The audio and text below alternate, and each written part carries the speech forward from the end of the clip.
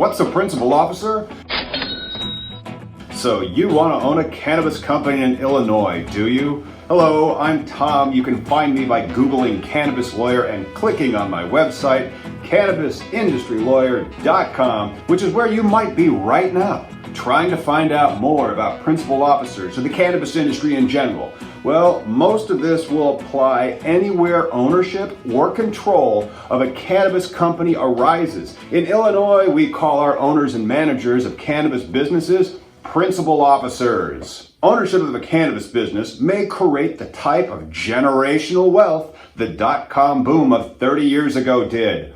But this time it's about freedom and justice instead of just advertising and buying of products and services. So that's why we make these videos. It is an advertisement, but it's an educational advertisement. And that's why if you stick around until the end of this episode, you will learn the magic number of owners that a cannabis company should have and why. If at any time you find something useful, smash those likes and subscribe, and my thumbnails will populate your YouTube feed like you will not believe.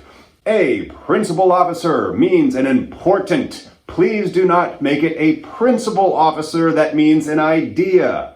One of the principles of the principal officer is their ownership and control of the cannabis license operating, because the state must do an extensive background check for both a criminal background and the principal officer's financial ability. Most states want cannabis supplied to their people so they can benefit from the clean, pure cannabinoids in the plant. This means that the principal officers of the companies should be Boy Scouts or astronauts. People of principle, you know, the ideals of honesty, compliance, transparency, diversity, and one day we hope the industry actually begins earning instead of burning money. Principal officers must demonstrate knowledge and experience in either cannabis or another highly regulated industry, preferably in retail, transportation, or horticulture.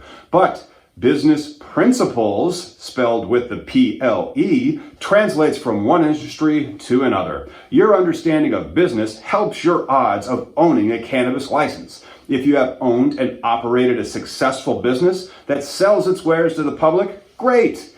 If you have to jump through lots of regulatory hoops, even better.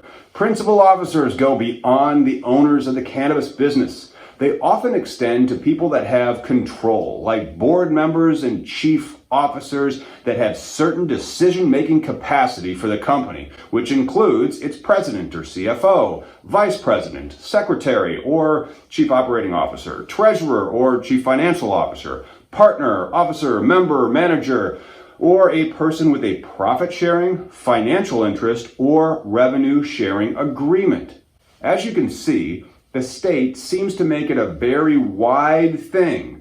What is a financial interest? Would that mean a management company? Is that someone that loaned you the money to finance your operation? Full disclosure is warranted, and often the states will provide questions and answers as they did with the state of Illinois. For example, with profit sharing, many consultants will work for a fixed price to help with an application, and then they will go to a management contract which may pay a percentage of revenue that would make them a principal officer in Illinois. Someone would have to do the background check on that person then.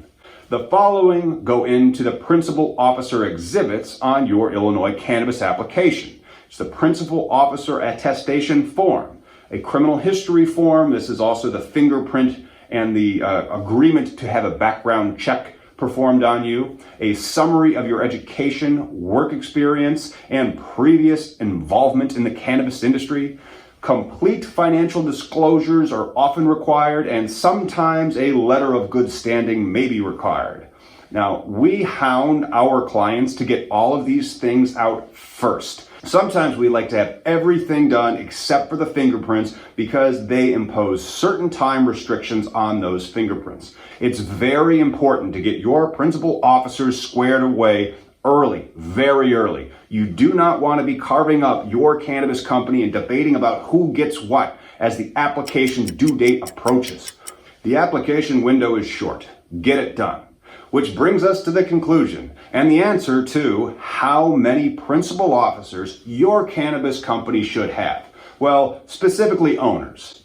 Thanks for sticking around, and give us a like and a subscribe, because then you'll get notice of cannabis legalization news every Wednesday at 2 p.m. We recommend no more than 5 owners of the cannabis license for an application, because more than that is extraneous. 5 is a good and full team of principal officers. Getting larger than that will require more paperwork and more things that can go wrong.